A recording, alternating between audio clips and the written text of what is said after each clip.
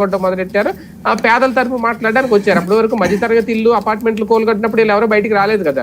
ఇప్పుడు ఒక ఆయుధం వచ్చింది. అంటే బేసిక్గా ఏంటంటే క్రిందసారి కూలగొట్టిన వాటిట్లో ఎక్కువగా బీఆర్ఎస్ వాళ్ళ వెంచర్లు, బీఆర్ఎస్ సంబంధించిన వాళ్ళ ఇళ్ళు అవి ఎక్కువ ఉన్నాయి, లేదా బీఆర్ఎస్ వాళ్ళు అమ్మినాయి. కాబట్టి బీఆర్ఎస్ రాలా. ఆ టైంలో బీజేపీ ముందుకు వచ్చింది.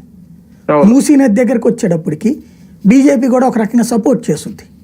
ఎందుకు నమామి గంగా లాంటి ప్రాజెక్టులు చేశారు కదా అక్కడ.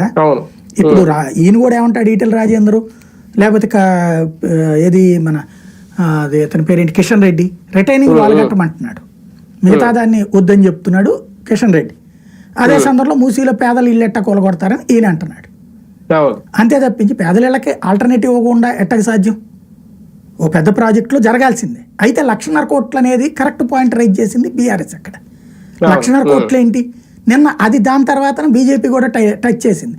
నమామి గంగా ప్రాజెక్టుకి 20,000 కోట్లు, లేకపోతే అదేదో సబర్మతి దానికి ఒక 2,000 కోట్లు 5,000 కోట్లతో అయిపోతే మూసీ నదికి 1,50,000 కోట్లు ఏంటి అన్నటువంటిది. ఇది ఒక పెద్ద ఆదాయ వనరు అన్నటువంటి విషయాన్ని ఫస్ట్ కనిపెట్టింది బీఆర్ఎస్.